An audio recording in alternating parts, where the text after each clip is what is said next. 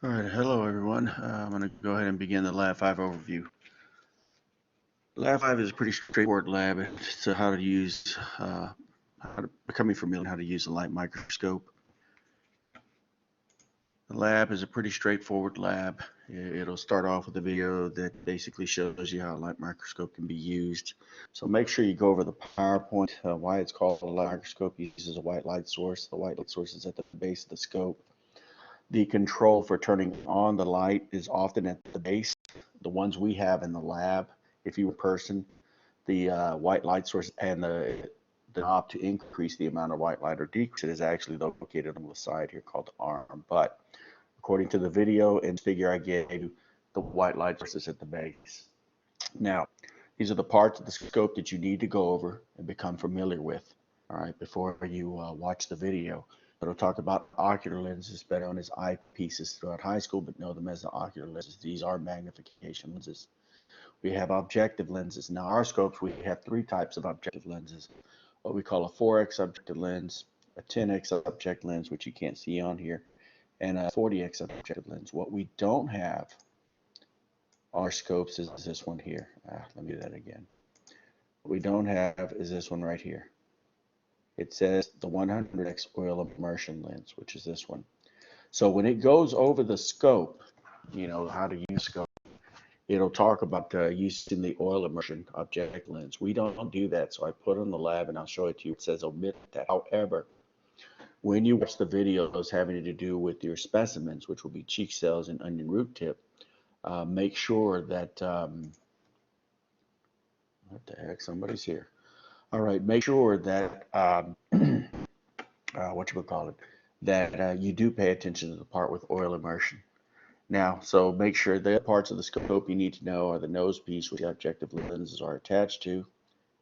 Also, make sure you're familiar with arm and the base. Sorry, somebody entered the overview that's not supposed to be here. Again, light sources, which is at the bottom, where you find both the on or off switch, as well as the little knob to increase and decrease the amount of white light. The stage, which you'll put your specimen on, is this, and the stage has two pieces connected to it. Little rod here, which they'll show you on the first video for part one. I call it a mechanical stage knob. Okay, mechanical stage knobs. These knobs, it's actually two knobs connected together in one. Okay, and depending on which one you're moving, it'll even the stage, okay, and back, or the other knob will actually move what we call the slide holder. The slide holder, the silver apparatus here, is what you will slide your specimen into. Now, it's not a clamp, so you don't slide under the metal pieces. You actually have a lever that allows you to widen these clamps, so you can slide the slide in between the clamps. And then when you let go of the lever, what happens is the slide holder holds the slide from the sides, not over the top, okay? So it's not a clamp that presses down. It's a clamp that catches the slide, your microscope cover slide from the sides. And then if you move the other mechanical stage knob, it'll move just the silver slide holder left to right.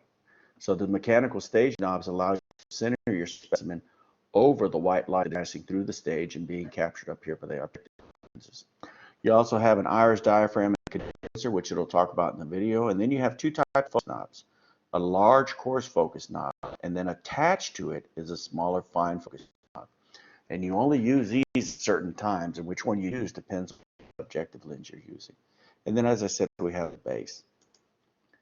You'll also be asked to go over the functions of these various parts, which I've listed here. That'll be your job to go over it, but they also go over it in the video in part one.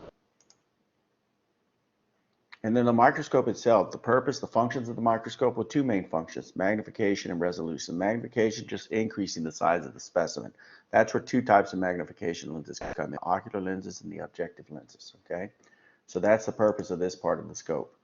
The ocular lenses up here and the objective lenses, they perform that first function, magnification.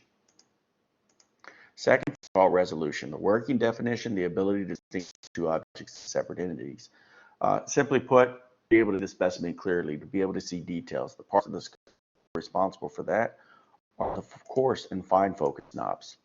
These coarse and fine focus knobs, the coarse one here and the fine one here, they actually move the stage up and down. Okay, the coarse focus knob moves the stage in large increments, so you have to be careful okay, not to use it when you use the larger objective lenses, okay? Use it when you use the short one, which I'll go over again, called the 4x, and they go over this in the video. Fine focus knob, which is the smaller knob, okay, that knob is the one you use with the larger objective lenses, okay, because it moves the stage up and down, but the fine focus moves the stage in such small increments you actually don't notice it's being moved. But with the coarse focus, you can definitely see the stage moves. So when we talk about the microscope performing magnification, okay, you have two different types of magnification lenses, okay? You have the ocular lenses, and the ocular lenses are always the same. I've never seen it different on a teaching scope. And even in a research lab, I used a couple of different types of microscopes, a light microscope, a phase contrast microscope, and a fluorescent scope. And the ocular lenses on all three of those types of scopes had the same magnification strength, 10x. However, in our lab, we have four types of objective lenses, but we don't have the highest magnification one known as oil immersion. What we have is an objective lens known as a 4x, scanning power. Then we have another objective lens, which is much larger. It's a 10x low power objective lens. And then the largest one, the longest one we have, it's a 40x high power objective lens. So we have three types of objective lenses, okay? The shortest one is the 4x objective lens, what we call scanning power. The next highest magnification objective lens we have is what we call a 10x objective lens, or also what we refer to as the low power objective lens. And then the third objective type of objective lens we have is what we call a 40x objective lens, or what we also refer to as our high power objective lens. Okay, so the way it works is as light passes through the stage, okay, the first objective lens you're going to use is the smallest one, the shortest one, called the 4x. So what'll happen is as the specimen passes, as the light passes through the specimen, it'll be captured by this objective lens, the 4x scanning power, and it'll magnifies or increase the size of the specimen 4 times its original size. But by the time you see the specimen through the ocular lenses, it'll have been magnified, okay, tenfold or 10 times greater, to where by the time you see the specimen through the oculars, it'll have undergone a total magnification of 40x, okay? So total magnification has to do with what is the total number of times, when you take both lenses into account, that the specimen will have been increased in size. We say 40x, the x means 40 fold or times greater. So by the time you see the specimen, the total magnification of that specimen is 40 times its original size, or it's been increased 40-fold its original size. So therefore, what happens in the way it works is once you see the specimen and once you improve the resolution using this objective, you will then take the nose piece and rotate to the 10x. This time, by the time you see the specimen, the total magnification, when you see it through the ocular lens, will actually be 100 times greater than its original size, or 100-fold greater, increased in size. So the specimen will be much, much larger than it was when you started using the 4x objective with the oculars. Then what we do is we use the nose piece to rotate to the next objective, which will increase the size of the specimen 40 times its original size. But by the time you see the specimen through the ocular lenses, it'll have undergone a total magnification of 400 times its original size. Okay. Now, as I said in the video, it'll tell you, okay, once you have this smallest objective lens, known as the 4x scanning power, set in place, it'll always be the first one you work with, okay? And it'll say you'll use the coarse focus knob with it, okay? Because with the coarse focus knob, it moves the stage up and down. Well, you can turn the coarse focus knob where it brings the stage all the way up, and it won't hit this objective. That's not true for these two objectives. They're much longer or larger. Therefore, once you've used a combination of this objective lens with your ocular lens, and you've used the coarse focus knob to move the stage up towards this objective lens, and you'll move it slowly in increments until you can see the resolution of the specimen is the best it can be. In other words, This is as clear as I'm going to be able to see the image of the specimen. This is the best detail I'm going to see. Then what you do is you don't move the stage.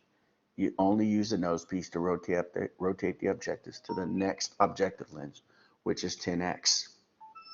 Okay. Now, sorry, got disrupted here as it always happens.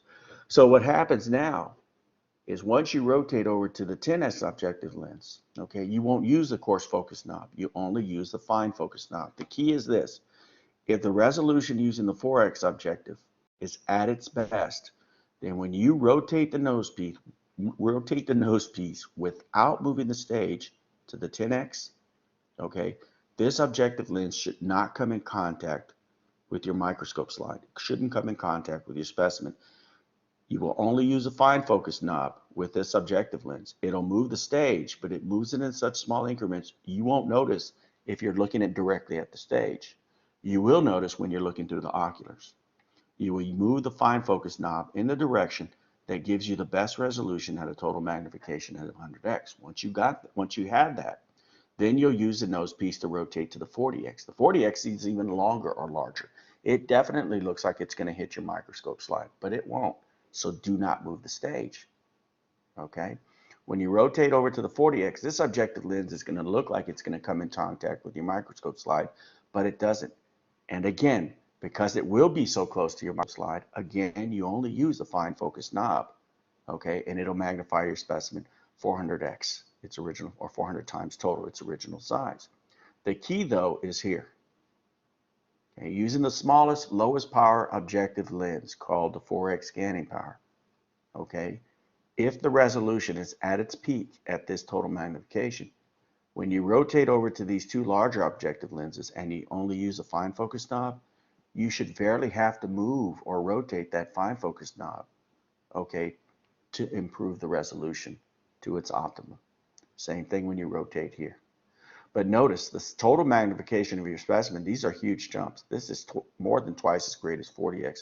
This is 4 times greater than 100x. So a couple of things you have to keep in mind. The reason why you only use the fine focus knobs with the 10x and 40x objectives is it has to do with the distance between the objective lens and the specimen you're observing. You don't want to crack the microscope slide, okay? But there's also this over here, field of view. When you are looking at your specimen, you want to use the mechanical stage knobs to center your specimen in what we call your field of view. This is the specimen that you can see through your oculars. So what you can see through your ocular lenses, what you can see of the specimen, that's your field of view. So you always want to make sure that you move your specimen to the center of your field of view. Because when you rotate to the 10x objective and then to the 40x objective, your total magnification is going to jump from 40x to 100x to 400x. If you don't have your specimen centered, you will lose the image because the objective lenses, even though they're above the stage and the light is casting an image, okay, going through the specimen into the objective lenses don't capture the entire image of the specimen being cast by the light. They only capture part of it. So you want to keep the specimen centered. Okay, always keep it centered so you don't lose it. These are some steps. It's telling you what you'll do when you're first going to look at a specimen. I believe this is roughly part 2. And then it'll tell you what you're going to do when you finish looking at a specimen, how you handle the scope. So make sure you read through these steps. So look at the PowerPoint, then go to that part in the microscope, part 1, when you look at the parts of the scope and the functions. Then go back, look at the total magnification, look at field of view, then go back to part 2. And then, the total magnification, as well as how to use a microscope when you start, as well as what you're going to do with the microscope when you finish. Read those 3 sections, the magnification part, how you start with the scope and how you finish with the scope, and then go and watch part 2 and watch the video. That way you have a better idea of what's going on. Then what's going to happen is it's going to take you to part 3 and 4. Part 3, so lady's going to take you through cheek cell stain. Okay, she'll take you through the procedure. She'll tell you what type of chemical stain or dye that they use to stain the cheek cells. And then in part 4, basically it sounds like the same lady.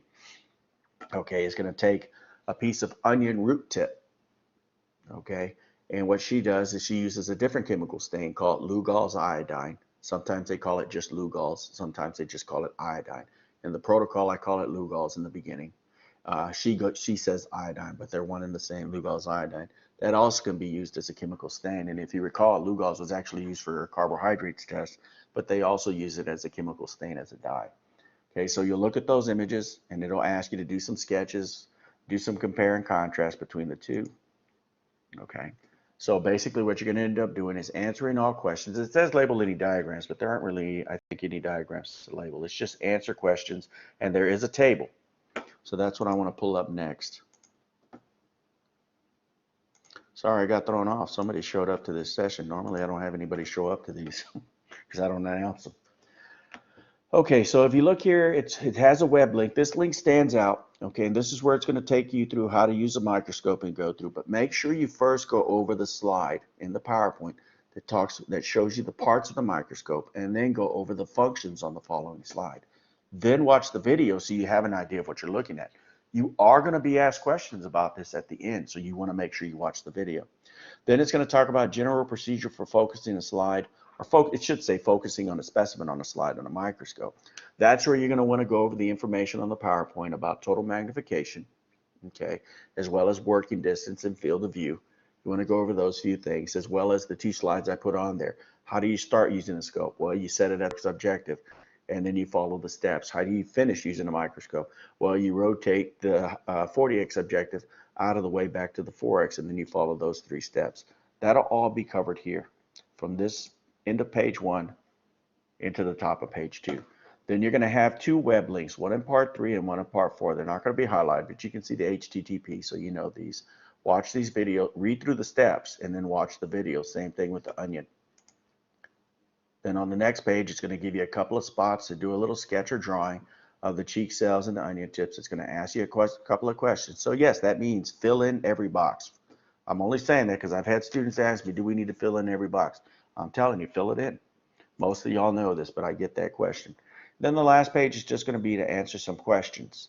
This last question here, okay, they do give you the answer in the video for cheek cell staining. Now again, at the beginning, part 1, it's going to talk about, if I can get this to change. At the beginning in part 1, it's going to talk about oil immersion.